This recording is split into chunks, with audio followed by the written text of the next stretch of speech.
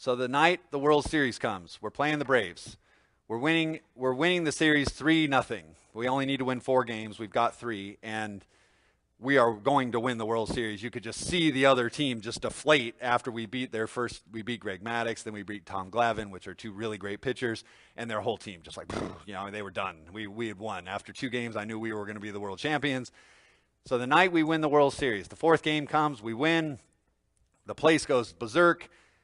We have this huge party inside the clubhouse. We're shooting, $300 bottles of champagne all over each other, which is asinine, but we were doing it. And we decide, of course, now we're going to go out to Manhattan and party all night, right? That's the plan. We leave the clubhouse at about 3 o'clock in the morning, and then we go to this after party, after whatever thing, and we stay there, and then we start bar hopping all over town. And of course, the whole town is open for us, and everybody knows we're coming, and it's just free everything.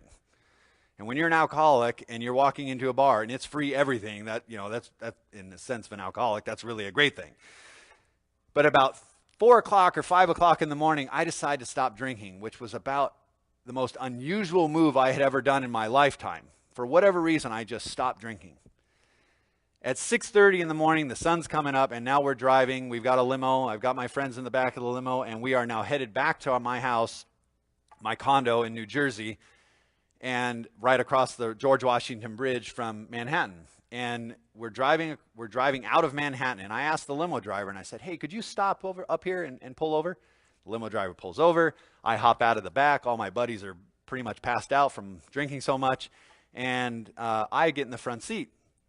And I just sat there for a while, and I don't remember what I said to him as we drove through the one-way streets of Manhattan towards the George Washington Bridge. But I remember when we got onto the George Washington Bridge. Now, the George Washington Bridge is a really, really big bridge, and it's really, really high off the water. I don't know exactly how high, probably, 1,500 feet maybe. And we're driving across the George Washington Bridge, and I remember telling the guy, now remember what I said to you way back at the beginning of this talk. I thought that when I reached the pinnacle of my career between money and fame, that I was going to be saved. If you use like a Christian word, I wouldn't have used that word, but I would have made it. I would have somehow reached the pinnacle of whatever.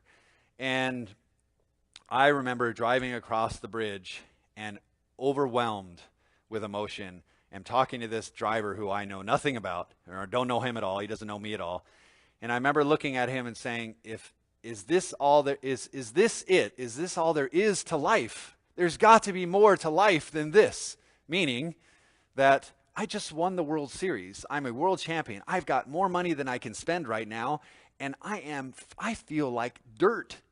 I want to die. And I looked at him and I said, would you please just stop the car right up here, and I'm going to jump if this is it.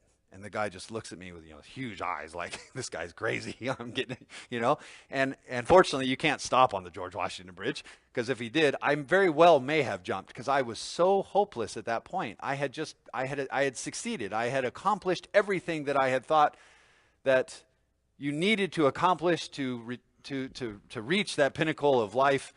And I was still as empty and as hopeless, and even more so at that point than ever in my life. And I just said, please just stop and I'll jump. This is ridiculous. This whole thing, what am I chasing? I'm just chasing something that I can't catch, just like we were talking. I'm chasing and chasing and chasing, and I'm endless. I'm hopeless.